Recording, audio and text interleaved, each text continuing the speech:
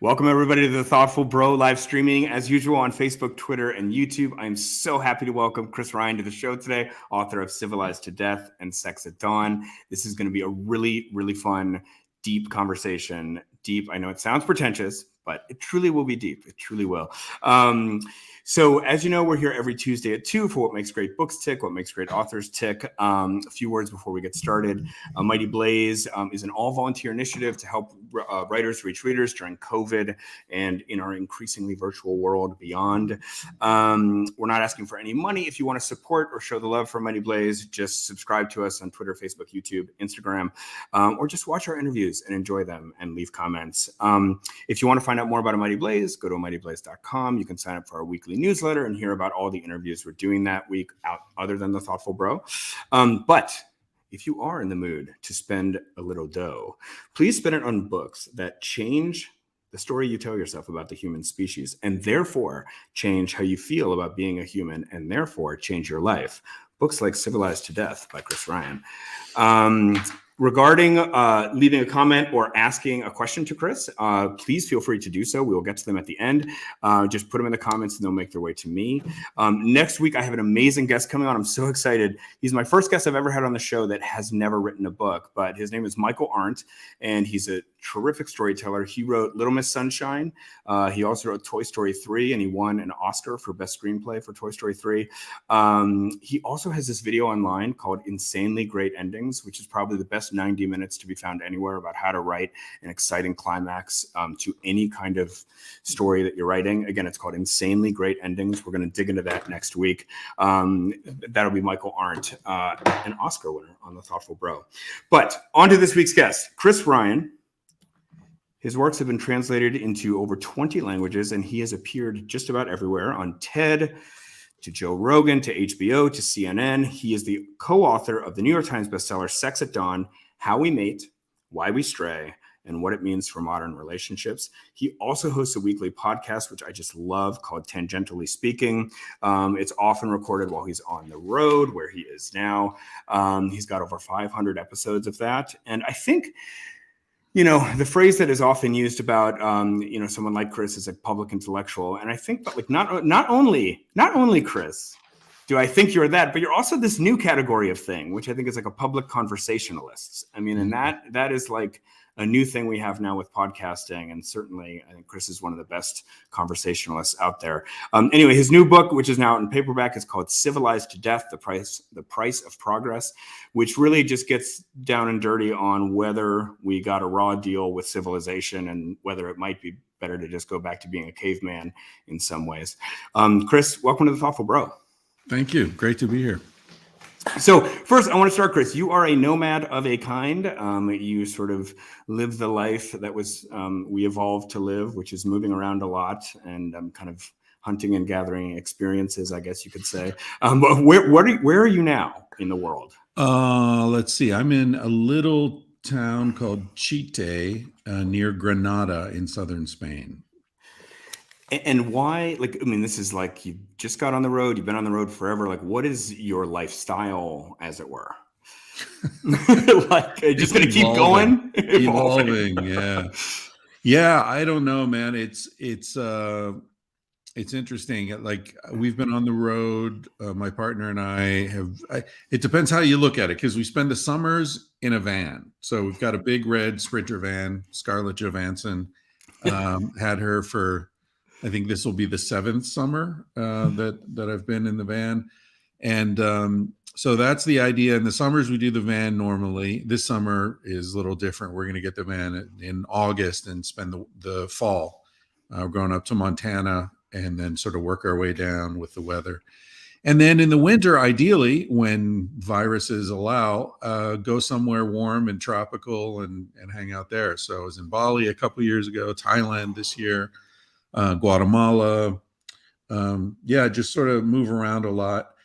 I like it, but I have to admit, like at the moment, we're actually looking at houses in Spain because we're like so tired of sleeping in a different bed every couple of days. Like I just need a bed and a place for my stuff.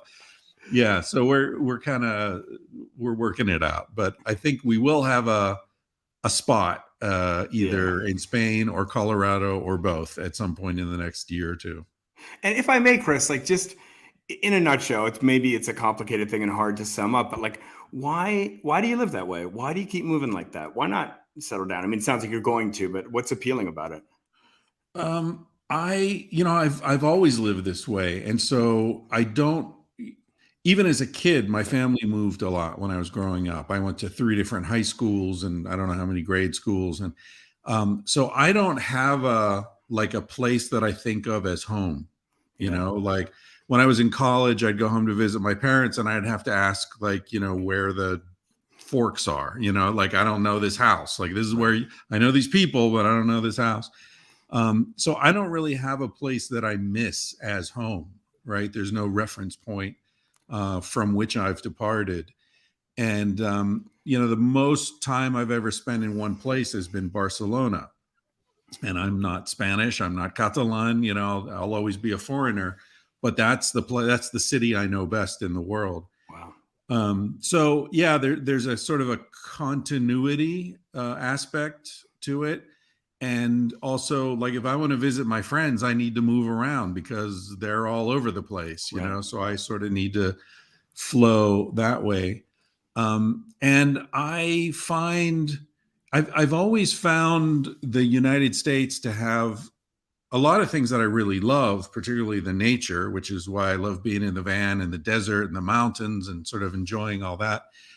But I find the culture to be, frankly, disturbing and uncomfortable. And so, I feel like a real outsider in the US more so than I do in Spain in a weird way. Yeah. When I first got to Spain, it was the first time I looked around and felt like, wow, I get it. This culture reflects the same values that I feel sort of innately. Yeah.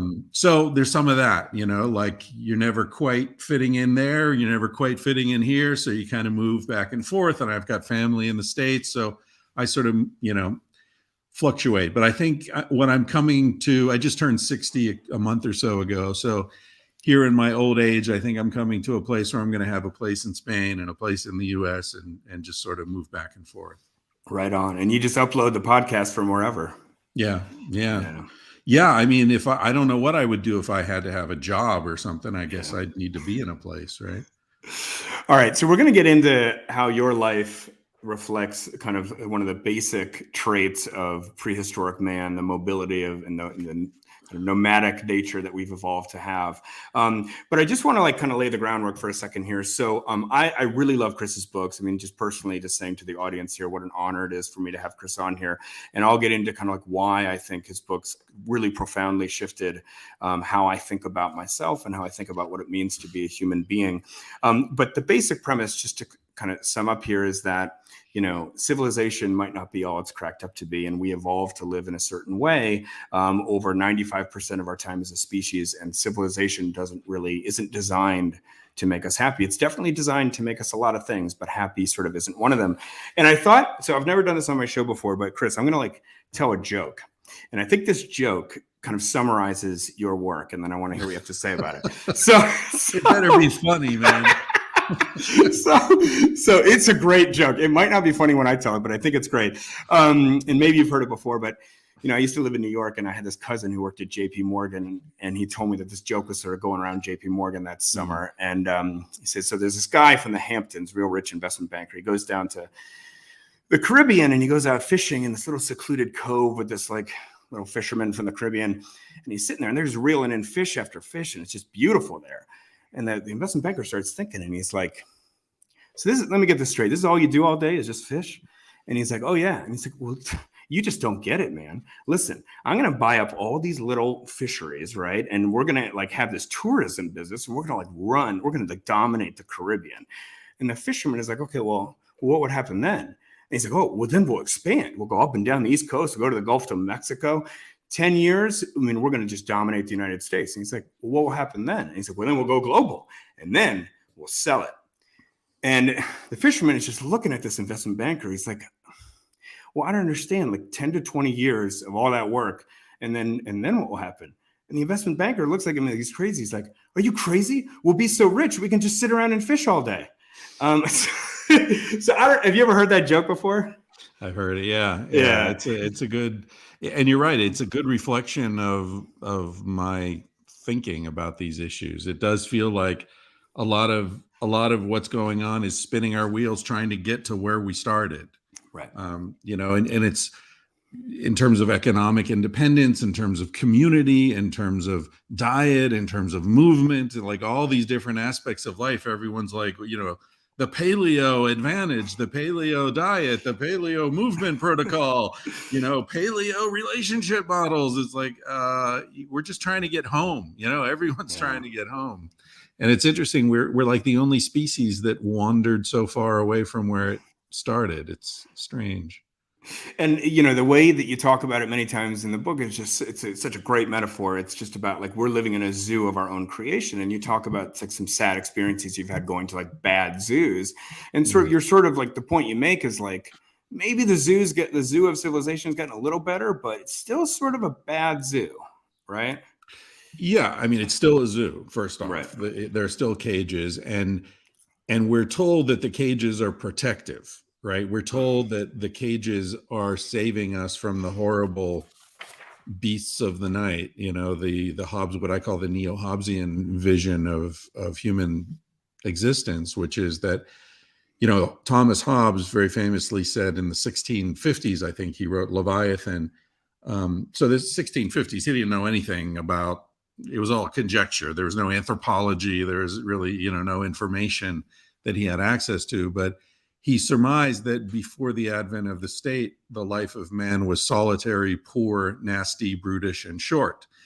And this is a guy who lived in like the middle of all sorts of horrible warfare and plagues and pestilence and incredible poverty. And he was kicked out of England and threatened with they were going to kill him because of something he'd written, and he was in France as a refugee, and then the French were going to kick him. They kicked him out of France because he'd written something else, and it was just like this guy's life was not pleasant. And so he just took his own experience and projected it into prehistory and said, well, it must have been even worse then, right?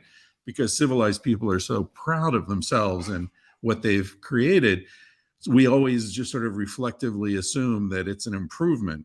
Yeah. And it's very subversive to really question, like, well, but is it, And you see, it turns out that the life of man before the advent of the state was not solitary. It was very community-based, very intimate. You were living with people you'd known your whole life in most cases. They had your back, you had theirs.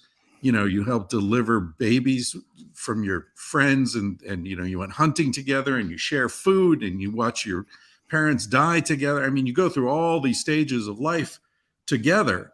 And I'm not saying that's always wonderful. There are prehistoric assholes, I'm sure, just like there are civilized assholes. But the fact is that, to assume that life before the advent of the state was solitary is nonsense in terms of, right now, more people live alone than ever in the history of our species. So they got that 180 degrees wrong. Short, life was not short. Prehistoric, a lot of children died. That's true. And so if you take an average, you end up with an average longevity or life expectancy at birth of around 35 years. But no human has ever been old at 35 years of age. That's just not factually true. Humans live into their 70s, hunter-gatherers, and the Old Testament says 70, right? So that's just a weird lie that's very hard to stamp out. Anyway, I don't want to dominate the conversation, but life before the advent of the state was not solitary. It was not poor. It was not nasty. It was not brutish, and it was not short, certainly.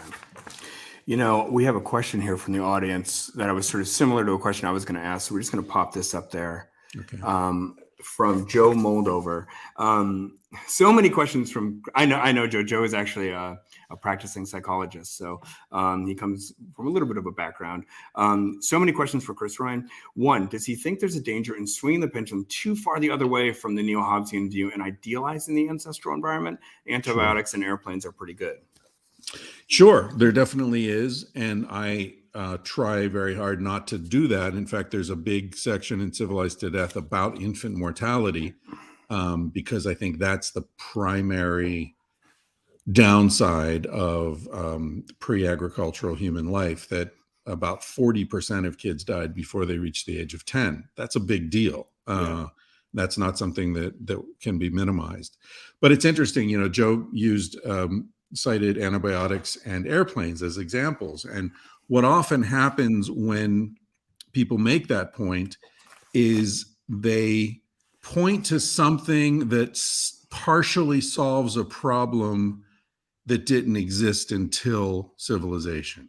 So antibiotics are an excellent example of that, right? Antibiotics ideally are used to arrest communicable disease. There was very little, if any, communicable disease in hunter-gatherer days because, number one, most communicable diseases come from living in close proximity to domesticated animals. Tuberculosis comes from cows. Smallpox comes from chickens and ducks. If you look at the top 10 killers of humans in terms of disease, they all came from domesticated animals. Influenza comes from pigs, so we're living through something now that apparently came from bats or something. So before agriculture, that wasn't really an issue. Even if there were something happening in a particular hunter-gatherer band, it would spread through that band, but then not continue because you didn't have the population density necessary for the disease to spread. So antibiotics, they're great, but they're solving a problem we didn't have. Airplanes are great, but I remember, I don't know if this was in Sex at Dawn or Civilized to Death, but I was looking at airplanes, and within 5 years of first human flight, they were dropping bombs out of airplanes. So it's one of those things where airplanes are cool, but what are they used for primarily, right? What are the fastest, most advanced airplanes used for? For killing each other. So yes, it's definitely a danger, but I think that when we talk about that, we also have to talk about the danger of romanticizing the present, right? Let's talk about that. Let's talk about how we ignore the advantages of the past. Let's talk about how, people around the world still think prehistoric man died at 35 years of age. That's nonsense, but everyone thinks it. So our view is very much skewed. That's true. We do romanticize, but we romanticize the present. Yeah, I mean, Chris, so I was saving this for the end of the conversation, but I do just to kind of add on there, the one thing for me, I mean, so much of your argument landed with me, but I just personally went through something in my life where, I have 4 kids, and the first kid was a breech birth, and my son got stuck basically on the way out, and we had to have an emergency C-section. And I've just always thought, not only would my wife and son have probably died, 15,000 years ago, but I would not have any of my other kids. Now you might say, well, I would have had a supportive, prehistoric community and all these other things. But I mean, while so many of your arguments land with me, I just feel that's the infant mortality thing just gets me, Yeah. And it's a tough one. And, I mean, I opened Civilized to Death. The very first page is a list of all the great things that are happening in my life, right? I've got, German beer in my Japanese refrigerator and a world of music on my phone. And I'm driving this great car and my German lenses tint. And, my father's life was saved by a liver transplant. I mean, there's a lot to be thankful for. So the aim of my writing is not to convince anyone of anything. It's to expand the conversation to include aspects that are generally overlooked. So it's similar with Sex at Dawn. Sex at Dawn is not a book of advocacy. It's not saying everyone should have an open relationship. And, it's just saying whatever you choose to do, there are reasons that some things feel one way and other things feel another way. And you can understand that better if you understand what kind of species we are. Right. So I'm making the same argument with Civilized to Death. It's not let's all go back and be hunter-gatherers. That's not even an option. But by understanding what human life was like 20,000 years ago, we can tweak our present lives in ways that'll make us happier and more relaxed and our relationships better, and our kids will be happier, because kids are wild. You have kids, they're wild animals, right? Yep. So why do they need to do the things they need to do? Because they're primates. Right. And if you understand that, it makes you a more compassionate parent, I'm sure. Right. And so, I mean, that part of the argument just landed so clearly with me. I mean, I think I wrote this in my letter to you when I invited you on the show, but I mean, there's a couple books that are in this category for me. One is Guns, Germs, and Steel, which sort of totally revolutionized how I saw the evolution of different parts of civilization and why certain cultures develop faster than others. The other is The Selfish Gene, which is a book you talk about a lot, which revolutionized kind of how you think about your own kind of what your genes, how they determine your behavior. And then there's this book, and I think like the point being just that, like, we've been anatomically humans for 300,000, 250,000 years, and 95% of that time we were living a certain way and evolved to live that way. And then suddenly civilization happened. And I think like, one of the best, I just like what condenses it all for me. There's this one quote of yours. You talk about like, how did these prehistoric people live, and what did they have that we would now consider to be a good life? And you say they had free time, personal autonomy, plenty of sleep, low stress, good health, laughter, lots of friends, a rich sexual life, and a relatively quick and painless death. And I think if anybody read that now, they'd be like, well, that's what I want, and you're sort of like, well, that's what we had. And civilization is sort of sometimes making it hard to have these things now.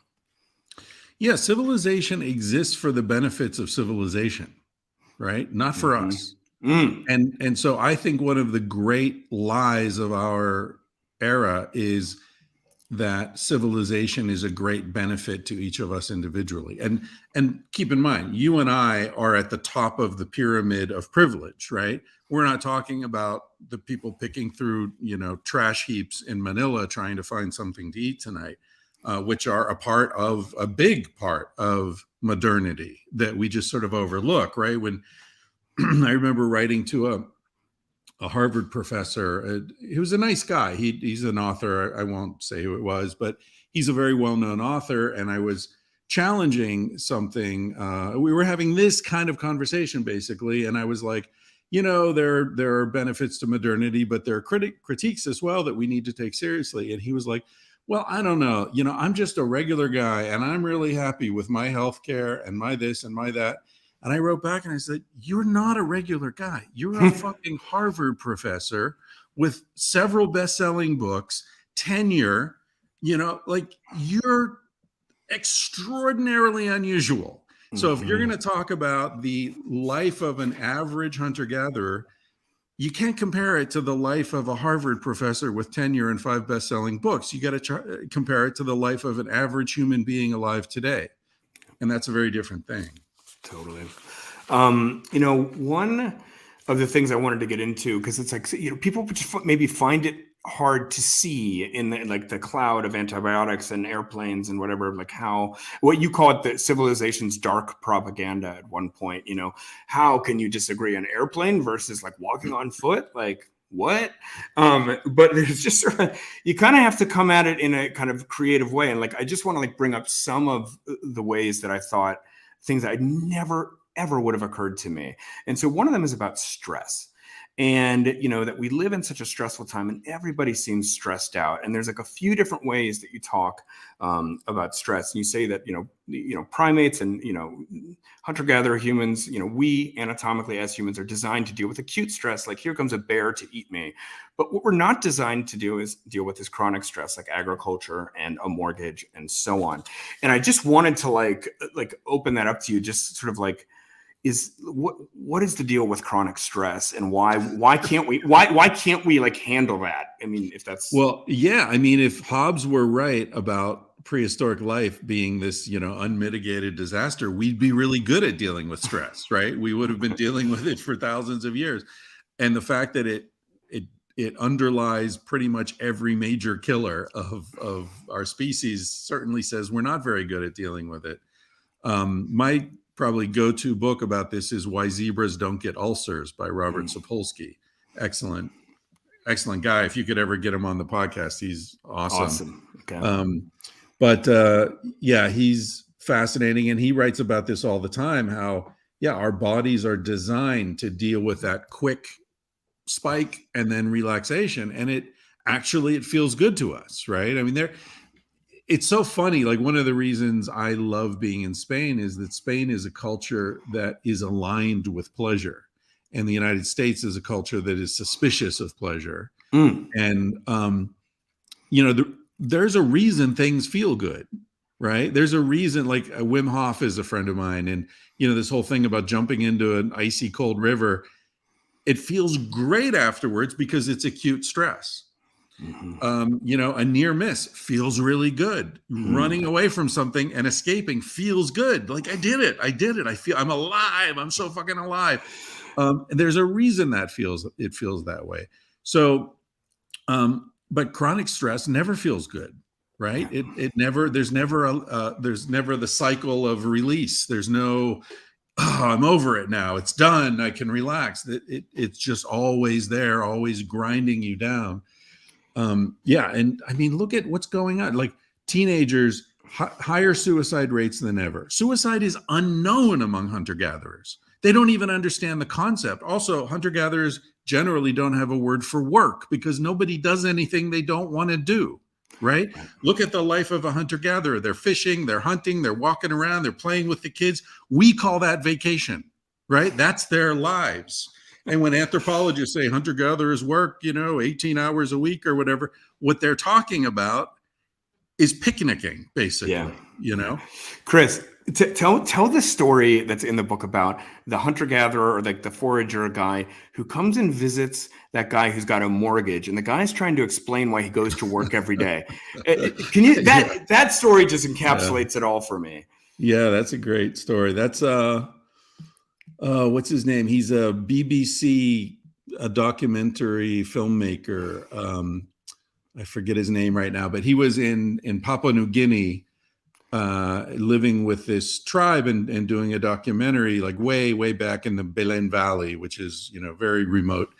And after he had been there for a few weeks and became friends with them, one of the guys said to him, "So you've seen how we live, and when can we come to your house and see how you live?" And he thought, wow, that would be a great documentary, right? Like, bring these guys to England. And so when he got back to England, he talked to his bosses at the BBC, and they said, yeah, we'd do that. We'll pay for that. So the first thing, he was afraid that once they saw how great civilization is, they would never want to leave, right? So he went to some anthropologists and asked them, like, what's the danger of this? And all the anthropologists were just like, no, dude, don't worry about that. That's not what happens. It's going to be fine. They won't be able to wait to get home.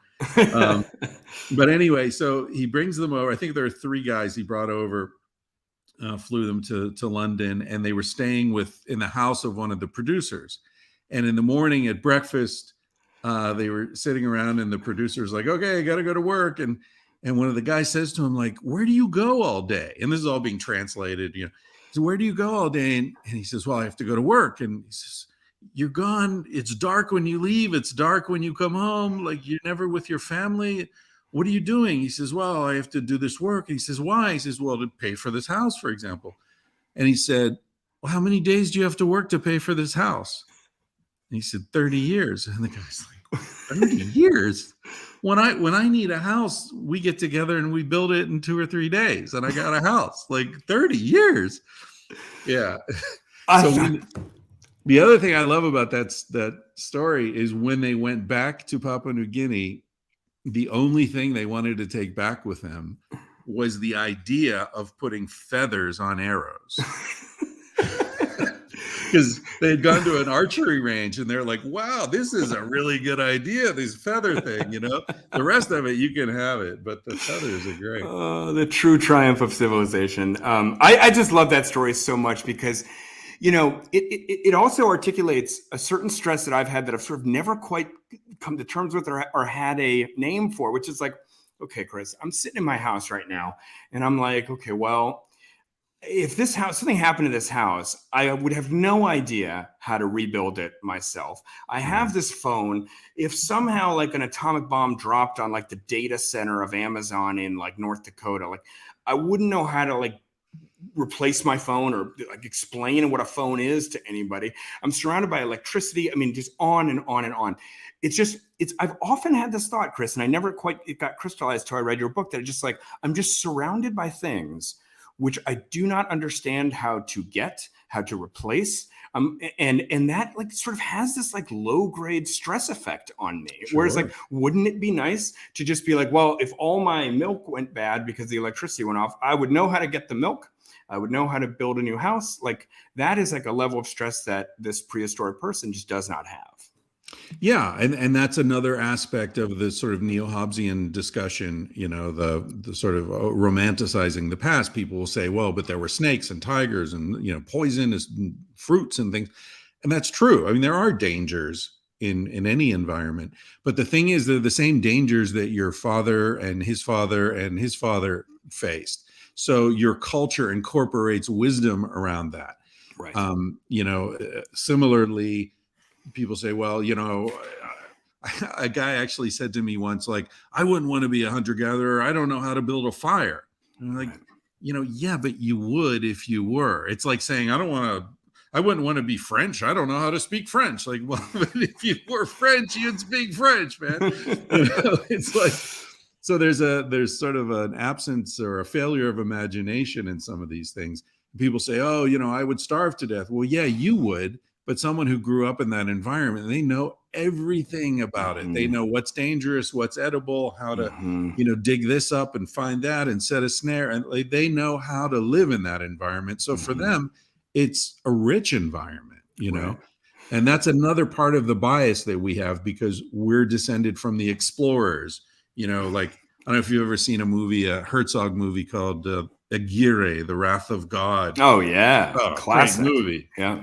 I mean, those guys are trudging through the Amazon wearing their armor, Yeah. And I think we do that cognitively, right? We bring our European or American mindset and we bring it to places and we can't understand how to survive there. You don't wear armor in the jungle, Right. And there are certain sort of flexibilities and ways of looking at the world that, that the native people have that we'll never have as interlopers. Nature is the enemy, so we feel. So guys, I see some questions in the chat. Please keep them going. I'm gonna keep going, but we'll get to your questions. All right, so let's do something really radical and subversive, and let's question some of the bedrock presumptions and kind of like cheerleading slogans of civilization. Things that, like, if you walked into any job interview today and you said you didn't agree with one of the following precepts, you'd be laughed at. Okay. So this is why I don't have a job, right? Right. So here's one. This is popular in corporate America. Always keep growing. Like, growth is an unimpeachable objective. Tell me what's misguided about that. Well, that's the ideology of a cancer cell. You keep growing, eventually you kill the host. Right. So that's a non-sustainable approach to anything. And I think that, it bespeaks a sort of spiritual emptiness that we have, this idea that we need to always move away. We need to always move further. We need to always get bigger. And, like the fisherman parable you were talking about, we need to take over would you say we're going to dominate the Caribbean or something? Yeah.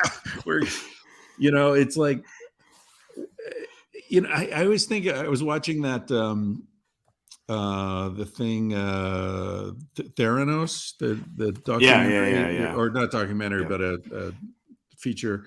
It's really good. And at one point she's like yelling, "We're going to change the world." And it's like, what's wrong with the world? Why do we need to change the world? Like, Elon, why the fuck do you want to go to Mars? We've got a really nice place here. We've got this beautiful planet that gives us everything we need and designed us as a reflection of it, right? So how can we possibly go anywhere that's going to be better than this? And what is this mentality of just like shitting on it and leaving it behind? That is not an intelligent approach to, to anything, to your family, to your friends, to your home, to anything. I mean, So yeah. Growth, no, fuck growth, sustain. Yeah. And I mean, particularly that Elon Musk kind of mantra of like, we are meant to be an interplanetary species. It's like, I mean, I can see where it comes from. It comes from growth and it comes from sort of the logic of civilization, but it doesn't come from where you're arguing from, which is the logic of like, what kind of animal are we and what would make us happy? Like that, I mean, being an interplanetary species is just sort of like, the next step, and I guess, I guess cancer's next step as it keeps growing is like, let's take over the brain. We're designed to be an interorgan cancer cell, Yeah, I mean, look, maybe Elon's right. He's certainly way smarter than me. I'm not claiming to, see things he doesn't see, but I feel like there's something tragic about this approaching singularity where, and it's already here. I mean, we're already working for artificial intelligence in the sense of corporations and institutions, right? I talk about this on my podcast all the time. It's like Exxon, which doesn't exist. You can't like blow up Exxon. You can't kill Exxon. It isn't. I mean, it's like this weird sort of imaginary entity. But, people who work for Exxon need to do what Exxon wants or they're spat out and they'll be replaced. And so you can't talk to the CEO of Exxon and say, convince him that offshore drilling is destroying the ecosystems of the ocean and he's going to stop it. He can't stop it. If he tries to stop it, he'll be replaced by someone who won't stop it. So, this idea, like I said, civilization doesn't work for us. We work for civilization. The same is true of institutions. So I feel like, everyone's afraid of talking about artificial intelligence or aliens coming and enslaving us or something. It's already happened. Yeah. We've already been enslaved by these superorganisms that we can, point to as governments or institutions, religions, corporations, whatever. Right. Yeah, I mean, so you covered sort of all the sacred cows I wanted to get, like, let's make progress, let's change the world. These are all kind of like insidious notions from a certain perspective. One of the other things I wanted to talk about was how, somebody might say to your argument, well, what about warfare? Right. I mean, like humans are just so aggressive and like they kill each other. And this is, the progress of civilization just shows how deadly we are. You have to defend yourself. I mean, I feel like you sort of make a pretty bulletproof argument on this, which is sort of like, well, when the world is full of plenty and like you don't have anything because you get what is called immediate return of hunter gathering, and you don't have anything in the morning and then you get what you need and then you get what you need the next day. Like, why would anybody be robbed or killed in that kind of situation? And it's only when agriculture comes and people kind of hoard up, need resources and store up resources that warfare starts. And one of the most beautiful metaphors, another beautiful one in the book, is about the grasshopper and the locust. Oh, yeah. And I just feel like that was like a writer of fairy tales couldn't have come up with a better kind of symbol of what we're talking about here with the way that civilization changes who we are. Yeah. That I forget. I cited in the book, but it was I think it might have been Eon, the online site, that sort of essays. But it was a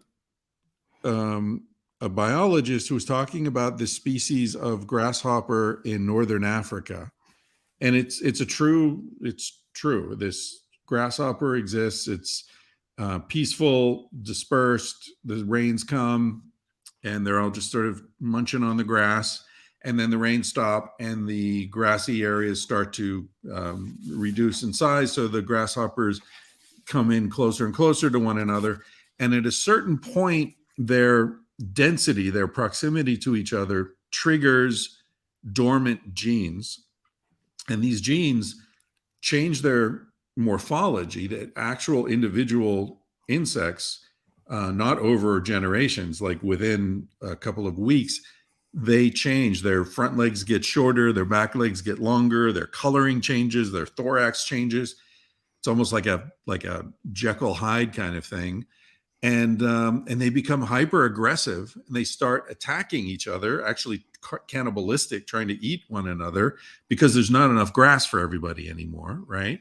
And then they go in these giant swarms, and these are the biblical swarms of locusts. It's the same creature, but because of the population density and the reduction of resources, the scarcity of resources, they literally change into a totally different species. I mean, it's the same species, but it's just different DNA is active or dormant. Yeah, that's amazing. So when people say to me like, well, what's the, human nature? Well, depends on the context, right? It's like asking, what's the nature of H2O? I don't know. It's a solid in some contexts. It flows in others. It's vapor in others. And I think human nature is the same, but I do think that I can't help thinking that there's a grief among the locusts. There's a memory of how much better it was.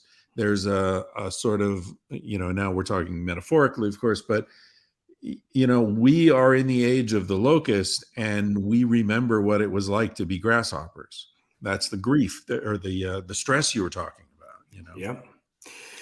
Yeah, and you had another example. I mean, that one is so great, but you talk about how chimpanzees are kind of observed to be so aggressive in captivity, and then then you're just like, you make the point that that's like the science shows that they're way less aggressive in the wild, and you're saying that's like measuring the aggressivity of a human being when he's caught in traffic. I mean, like, yes, humans will be far more aggressive caught in traffic, and that's not quite a fair measurement. So just, I want to move on. In the last part of the conversation, I want to talk about kind of where do we go from here, but I did want to bring up a current events thing for you, which is that we're now, in the United States, as I'm sure you know, we're kind of on the verge of rolling back some women's rights. Now, Sex at Dawn was such a phenomenon when it came out, and like clearly you've thought a lot about sexual behavior in these prehistoric cultures, and I just thought it would be an interesting question just to put to you about kind of like, when you see that, given your background and what you know in your work, what's your read on this rollback of women's rights, sort of from where you sit? Well, my personal bias is that I see most political conflict in terms of agriculturalists versus hunter-gatherers. The two mindsets. Because among hunter-gatherers, you have great respect and autonomy for women. They're considered fully human. They're not like miniature men. They're, fully participate in the decision making. And in fact, you could argue that they have more status than men, because people know that women bring in most of the calories that they're eating every day, right? Like, men go out hunting, but most of the time they come back empty-handed. And when they get something, it's like, okay, big party, barbecue tonight, everybody's into it.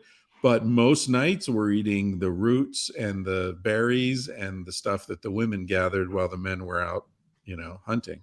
My wife loved that anecdote, by the way.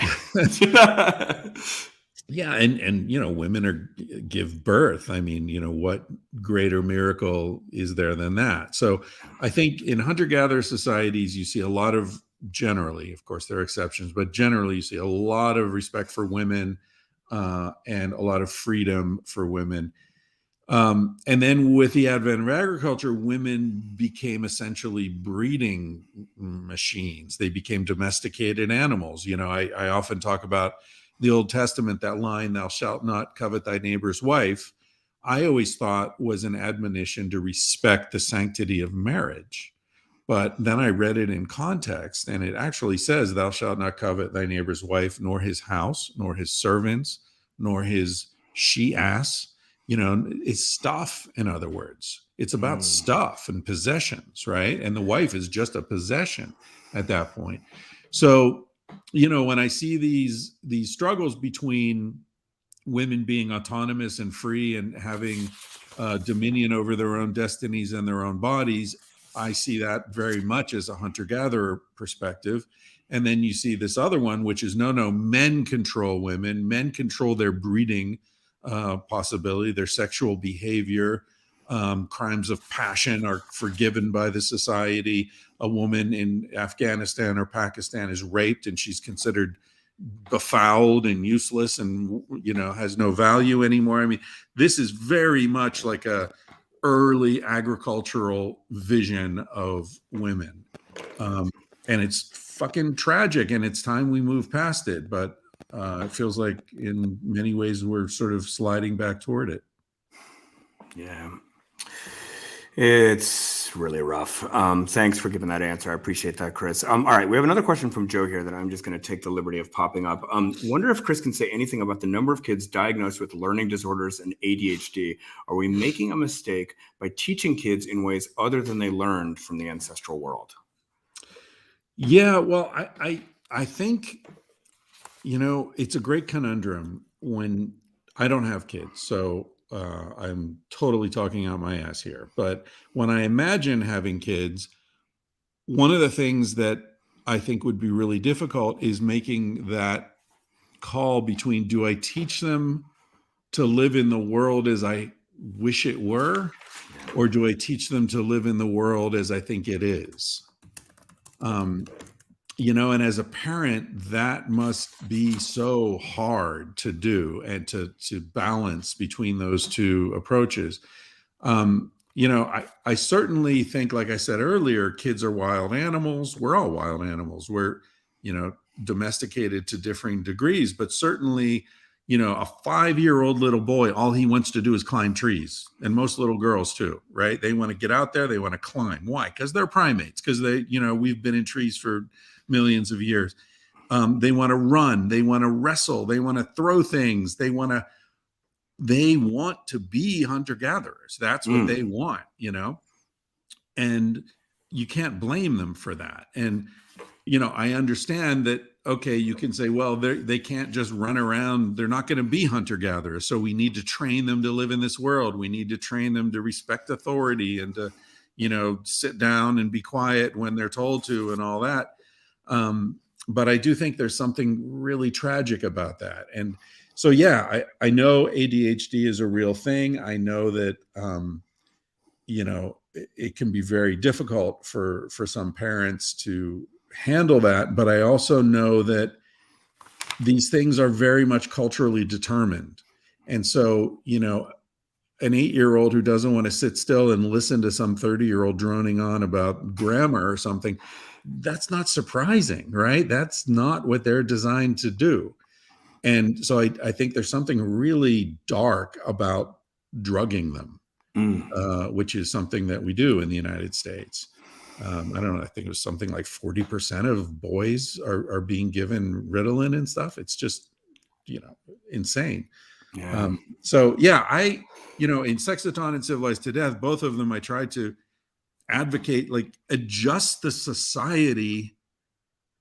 If you're wearing a shoe that hurts your foot, it's not the right shoe. You don't chop off a piece of your foot so that it'll fit in the shoe. You get a better shoe, right? So I feel like that's the way we need to look at culture as well. We need to adjust culture to fit us, not adjust us to fit culture. So well said. So yeah, as we move into kind of the end of the conversation here, I want to pivot from there to just talk about, you know, what can we do kind of as a culture and as individuals. And I just want to preface that by saying, obviously, that Chris, you know, you're a scientist, you're writing your book from the perspective of a scientist. You're not a political leader or a kind of, you know, some culture hero who's here to give the new edict of how to live. And so I just want to just recognize that, like, you know, that's not your job per se, is to tell the world how to live, but certainly you've thought about this a lot. And I just want to make sure people don't think you're here to sell something like that. Right. But I feel like it's a great thing to ask you.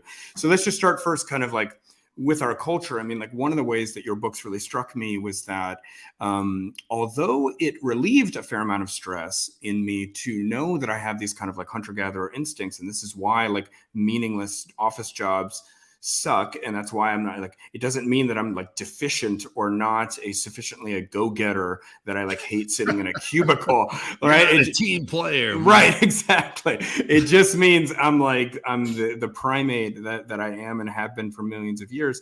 But at the same time, there was an element of stress to reading the book, because I felt like I look around suddenly and I'm like, man, we are just sort of in this machine that's sort of out of control.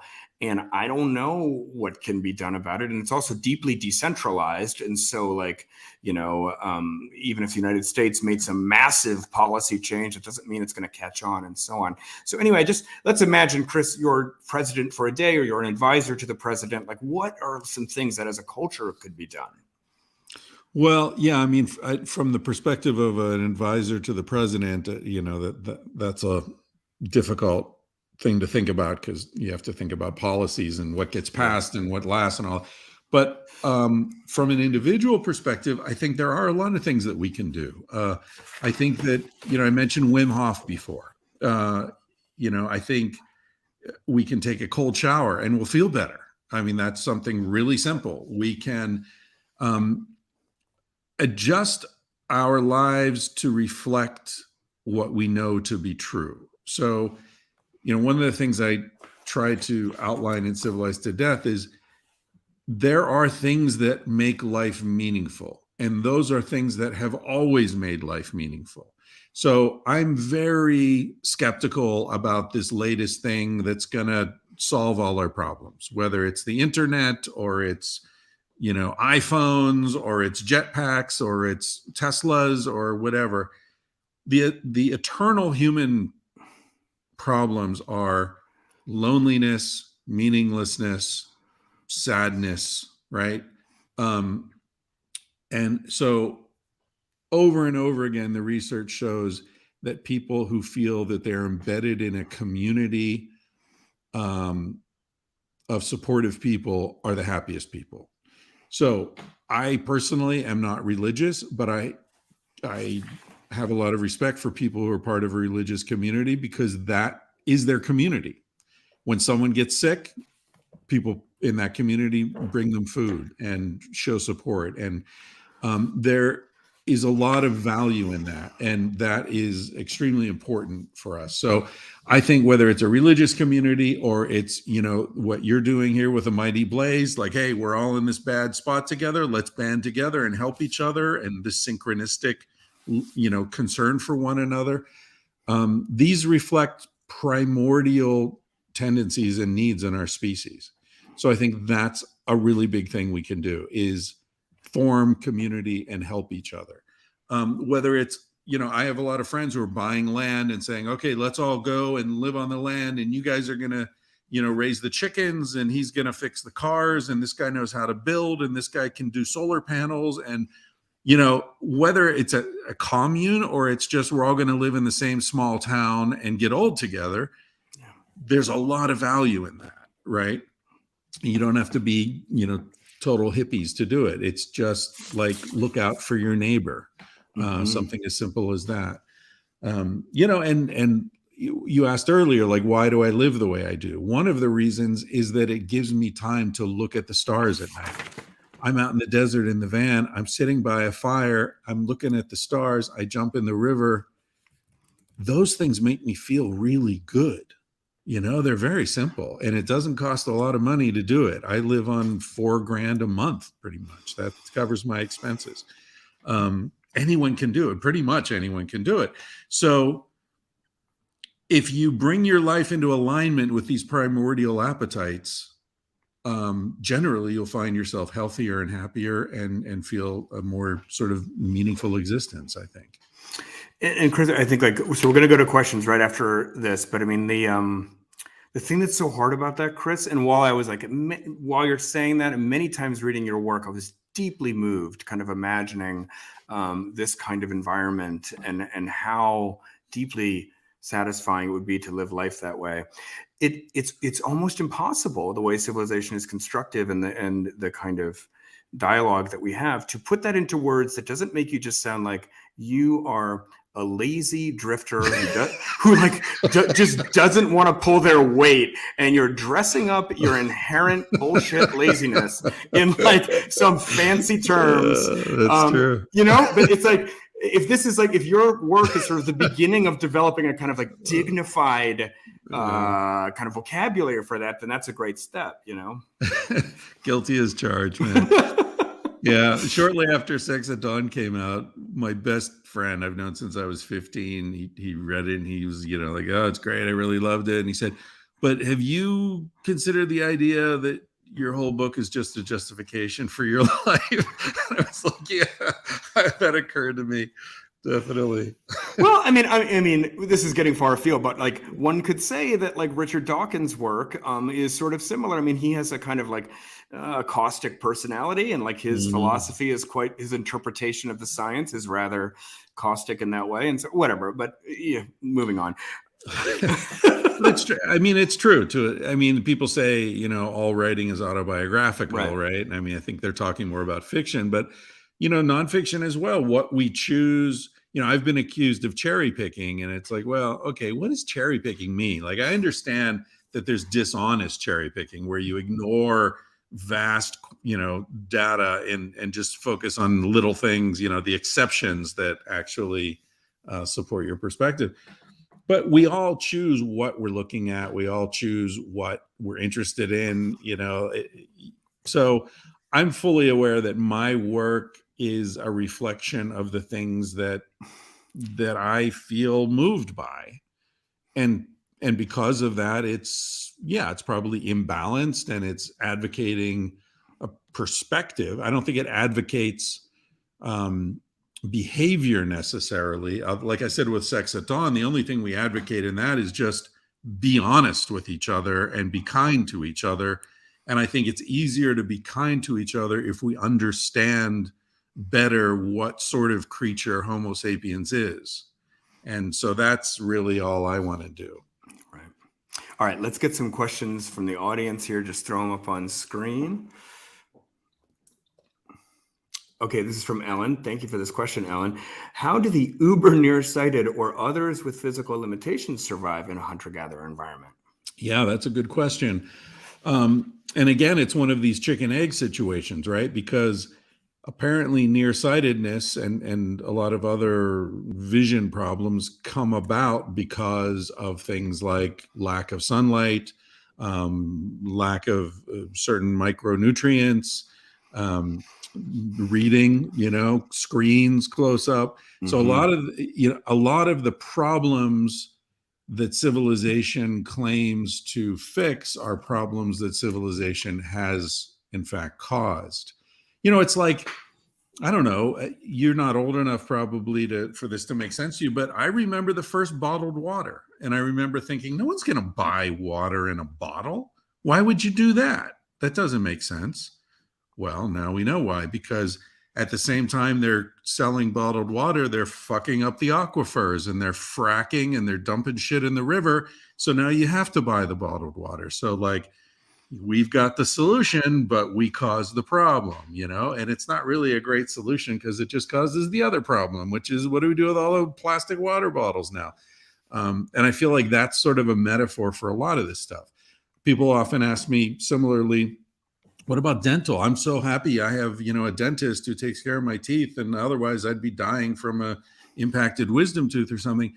Hunter-gatherers have fantastic dental health. And there's a whole realm of anthropological research starting in the 1940s. There was a dentist whose name escapes me at the moment, who went all around the world looking at dental health of people. And he found that as soon as they adopted the Weston Price is his name, as soon as they adopted the Western diet, their dental health collapsed. You know, we have, our teeth are all crowded because the jawbone is a very interesting bone. It grows in children because they're chewing hard things. And if we give kids baby food and they're never chewing hard things, their jaws don't grow. So they end up with their teeth all cramped in too little space. And they can't breathe properly, and they get sleep apnea when they get older, and all this stuff. So a lot of the problems Yeah, Margaret says heart health also collapsed. Yes, heart disease is virtually unknown in hunter-gatherers, as is cancer, as is diabetes, as are stress conditions, as is self-harm, self-mutilation, like suicide. This stuff is unknown in hunter-gatherers because they're living in alignment with their nature, and we're not. All right. Other questions? Yeah. As you said once, in your work that, somebody lights your house on fire, then shows up with a bucket of water. You're sort of like, yeah, thanks for nothing, jerk. Exactly. You're the one who started this. Yeah. All right. Let's put another question up. Audience question. You mentioned your traveling lifestyle. How does that intersect with your writer's life? Does it interfere with your routine? Do you have a routine? No, I don't have much of a routine. It does interfere mainly, not so much with the writing as with the podcasting, because the Wi-Fi is so unreliable. Even, it's you book an Airbnb somewhere and they say we've got great Wi-Fi, and you show up and it cuts out all the time. So I don't rely on that much. This is an exception because I want to always be able to say I'm a thoughtful bro. But other than that, you made it. You I'm passed the there. test. I think I can die happy. But yeah, it does interfere. But it also brings, like everything else, it's a double-edged sword, right? I recorded 3 podcasts last week with 3 people I never would have met. I met them totally randomly.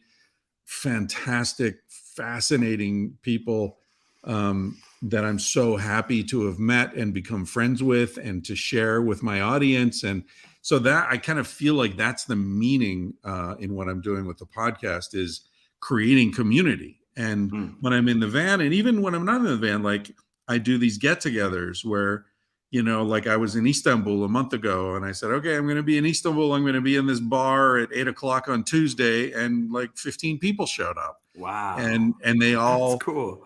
And it's cool. Like it's not about come and meet the great, author. It's about meet each other, because you guys are all weirdos. If you all listen to this podcast and enjoy it, you have something in common. You're free thinking. You're not intimidated by taboo subjects. You tolerate my telling the same story over and over again. Like there's a lot that you have in common. And I see it happen again and again, that people will just like love each other almost immediately. And it's so fucking beautiful to see. And when we're in the van, we do it, and hundreds of people show up sometimes, like in Boulder, Colorado, or in Boise, Idaho. We did it in Boise, Idaho. This dude drove up from Fresno. He drove all the way to come there and hang out for 2 hours and meet other people. So I really love that. So yeah, it's inconvenient sometimes, but on the other hand, it gives these amazing opportunities to introduce people to one another.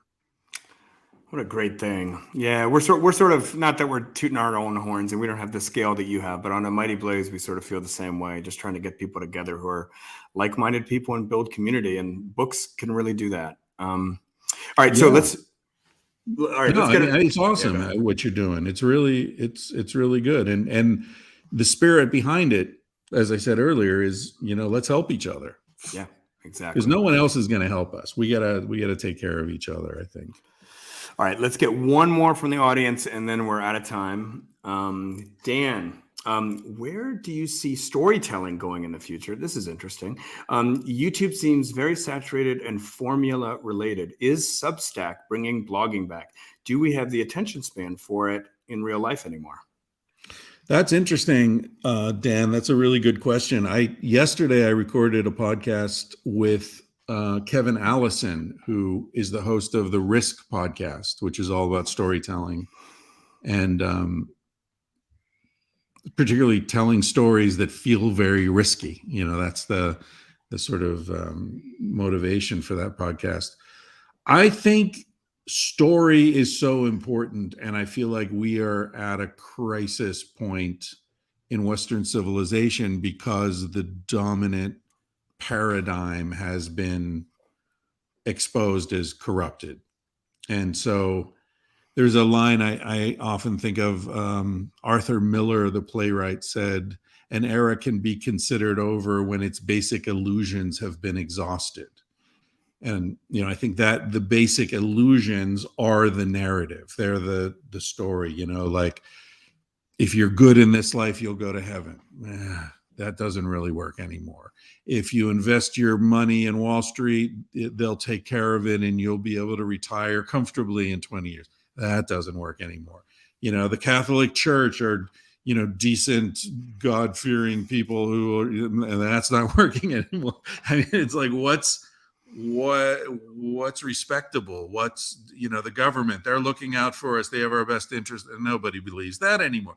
So it's like we're at the end of a story, and I feel like we don't have the new story yet. Yeah. So I think human beings are creatures of story. We cannot exist without story. We tell narratives of our lives. We tell narratives of other people's lives, and we'll always have story, but the story that sort of held us together is over, and we don't have the new one yet.